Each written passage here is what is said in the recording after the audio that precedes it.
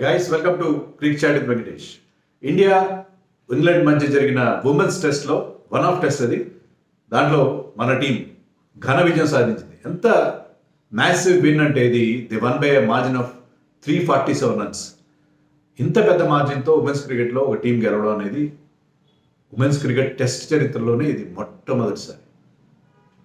ఇంతకుముందు Sri Lanka against Pakistan 309 runs ఎంతో గెలిచింది. అంత ఈ రెండు అకేషన్స్ తప్ప ఎప్పుడు ఏ టీం కూడా 300+ రన్స్ మార్జిన్తో గెలవలేదు. సో అంత డామినేట్ చేశారు. యాక్చువల్గా ఉమెన్స్ క్రికెట్ టెస్ట్ మీకు తెలుసు 4 days ఉంటుంది, కానీ our women needed just 2.5 days. 2.5 days ఏంటి, 2 days and 1 session to win the match. So అంత డామినేటింగ్గా చేశారు. ఫస్ట్ టాస్ గెలవడం మంచిదేది, టాస్ గెలిచి మొదటి బ్యాటింగ్ చేశారు. చాలా పాజిటివ్గా బ్యాటింగ్ చేశారు. మ్యాచ్ తర్వాత టీమ్ కోచ్ అమోల్ మజుందార్ కూడా చెప్పాడు, అంటే మీరు ఏదైనా ఒక స్పెసిఫిక్ స్ట్రాటజీతో వెళ్ళారంటే అదేం లేదు, ఒక రోజులో అన్ని రన్స్ చేయాలని కాదు, కానీ పాజిటివ్గా బ్యాటింగ్ చేయాలనుకున్నాను. అందుకని ఎవరు కూడా పర్సనల్ మైల్ స్టోన్స్ కోసం లేదు. నలుగురు దే స్కోర్డ్ 60, బట్ స్కోర్ 400 దాటింది. And on day 1 it self they scored more than 400 runs. మామూలుగా మనం అరుదుగా చూస్తాం ఒక రోజు ఆటలో 400 రన్స్ అంటే. ఉమెన్స్ క్రికెట్లో నో డౌట్ రోజుకి 100 ఓవర్లు వేస్తారు, 100 ఓవర్లు కూడా వేయలేదు వాళ్ళు ఇంగ్లాండ్ వాళ్ళు, కానీ ఒక్కరోజు ఆటలో 400 రన్స్ పైన చేయడం, దాంట్లో నలుగురు 60s చేయడం, అది నిజంగా హైలైట్గా చెప్పుకోవాలి.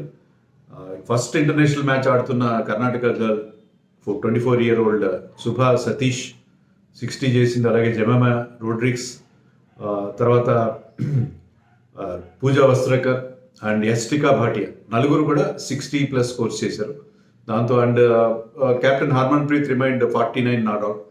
సో ఒక మ్యాసివ్ స్కోర్ మనకి వచ్చింది. 428 అంతా చేశారు మన ఫస్ట్ ఇన్నింగ్స్లో. తర్వాత వెన్ ఇంగ్లాండ్ బ్యాటెడ్, మొదట్లో వాళ్ళు కొంచెం బాగానే ఆడినట్టు అనిపించారు, కానీ తర్వాత once Deepti Sharma came on to bowl. మొదట్లో కొన్ని వికెట్లు పడ్డారు. దీప్తి శర్మ లేట్గా వచ్చింది, అందరికంటే ఆలస్యంగా ఆమెకి బాల్ దొరికింది. అయినా సరే వచ్చి రావడంతోనే టపాటపా వికెట్లు తీసింది. 7 runs ఇచ్చి 5 wickets తీసింది. So she was exceptional. She bowled an exceptional spell Deepti Sharma. So England 137కి అంత ఆల్అౌట్ అయిపోయింది. అంటే India did not enforce follow on. దానికి నేను రీజన్ ఏమనుకుంటున్నానంటే, ఫాలో ఆన్ ఎన్ఫోర్స్ చేయొచ్చు, ఎందుకంటే బౌలర్స్ కూడా పెద్దగా అలసిపోలేదు, ఎక్కువ 30 overs ఎన్నో వేశారు. మళ్ళీ ఇప్పుడు కానీ ఎక్కువ టెస్ట్లు ఆడరు కదా ఉమెన్స్ క్రికెట్లో, చాలా అరుదుగా టెస్ట్ మ్యాచ్ చూస్తాం. సో మరొకసారి బ్యాటింగ్ చేద్దాం, అందరికీ బ్యాటింగ్ ప్రాక్టీస్ కూడా అవసరం, ఎందుకంటే మరో 4 రోజుల్లో మనం ఆస్ట్రేలియాతో మరొక టెస్ట్ మ్యాచ్ ఆడబోతున్నాం. Particularly both Smriti Mandhana and Shafali Verma are not in great touch. So వాళ్ళకి కొంత బ్యాటింగ్ ప్రాక్టీస్ ఇద్దామని ట్రై చేశారు. సో సెకండ్ ఇన్నింగ్స్లో ball was start turning a lot, బాగా టర్న్ అవుతుంది, స్క్వేర్గా టర్న్ అవుతుంది. సో ఇండియన్ బ్యాటర్స్ కూడా పెద్దగా రన్స్ చేయలేదు, 186/6 ఎంతో చేశారు at the end of day 2 play. కానీ ఎక్కువ ఛాన్స్ తీసుకోలేదు. 2 రోజులు ఆట మిగిలి ఉండగానే ఇంకా హర్మన్ ప్రీత్ తన 50 కోసం కూడా చూసుకోలేదు. I think she was 44 not out at the end of second days play. So she wanted to enforce to declare the innings. So innings declare చేశారు. ఈరోజు థర్డ్ డే రోజున స్టార్ట్ చేశారు. యాక్చువల్గా స్పిన్నర్స్ వికెట్స్ ఇస్తారనుకుంటే స్పిన్నర్స్కి ఎర్లీగా బౌలింగ్ కూడా ఇచ్చినా సరే, it was the pacers who took the first 4 wickets. Renuka Singh got the first wicket.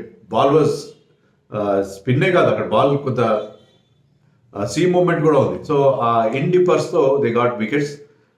Renuka Singh got the first blood. తర్వాత పూజా వస్త్రకర్ ఒక స్పెల్లో 3 wickets తీశారు, అనదర్ మీడియం పేసర్.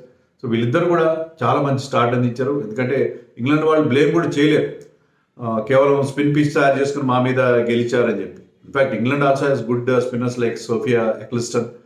సో వాళ్ళు 4 wickets పేసర్స్కే సమర్పించుకున్నారు. తర్వాత Deepti once again was exceptional. ఈసారి కొంచెం రన్స్ ఇచ్చిన 32 runs ఇచ్చిన 4 wickets తీసి she was the player of the match. ఎందుకంటే 67 runs చేయడమే కాకుండా ఫస్ట్ ఇన్నింగ్స్లో 5 wickets, సెకండ్ ఇన్నింగ్స్లో 4 wickets, 9 wickets. So extraordinary all round spell. అందుకే కోచ్ మజుందార్ అంటున్నాడు, I call her Ben Stokes అని చెప్పి. బెన్ స్టోక్స్ ఏంటి, జడేజా అనండి, ఏమని అన్నాడు. ఈవెన్ అశ్విన్ కూడా అనొచ్చు, Ashwin is an allrounder in test format. So she's off spinner Deepti. So wonderful performance by Deepti. అది ఈ ఉమెన్స్ క్రికెట్లో నాకు నచ్చింది ఏంటంటే they bat very deep.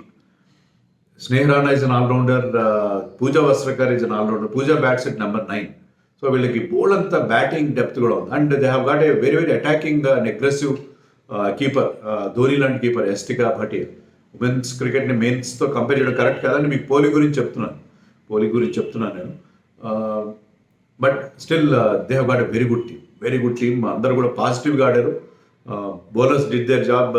Sneha Rana got 2 wickets in the first innings and Rajeshwari Gayakwad got overall 3 wickets. So ముగ్గురు spinners wicket తీశారు, ఇద్దరు pacers కూడా వికెట్స్ తీశారు. So very very satisfying win. All of them have contributed to this victory. స్మృతి మందన ఎక్కువ runs చేయలేదు, but she was not looking out of touch actually, not getting those big ones. But 4 రోజుల్లోనే మళ్ళీ మరొక test match ఆడబోతున్నారు. So 2014 తర్వాత మళ్ళీ almost 9 ఏళ్ల తర్వాత మనకి టెస్ట్ విజయం లభించింది. ఆడిన టెస్ట్లు కూడా లేవు, తర్వాత 2 టెస్ట్ మ్యాచ్లు ఆడారు. సో ఉమెన్స్లో ఎక్కువ 4 రోజులే కాబట్టి డ్రాలు ఎక్కువ అవుతుంటాయి. సో మన వాళ్ళు ఆడిన 36 టెస్ట్లో 36 ఆడితే దాంట్లో 27 దాకా డ్రా అయినట్టున్నాయి. 6 టెస్ట్ మ్యాచ్లు 39 ఆడారు, దాంట్లో 26 డ్రా అయినాయి. 6 టెస్ట్ మ్యాచ్లు మాత్రమే ఇండియా గెలిచింది. ఇండియాలో ఇంగ్లాండ్ మీద గెలవడం ఇదే మనకు మొదటిసారి. So very very satisfying victory for hour women's team. 4 రోజుల తర్వాత ఆస్ట్రేలియాతో కూడా ఇదే రకమైన పర్ఫార్మెన్స్ చేసి అరుదుగా ఆడతారు టెస్ట్ మ్యాచ్లు, దాంట్లో కూడా విజయం సాధించాలని చెప్పి మనం కోరుకుందాం. And congratulations to Harmanpreet and her team.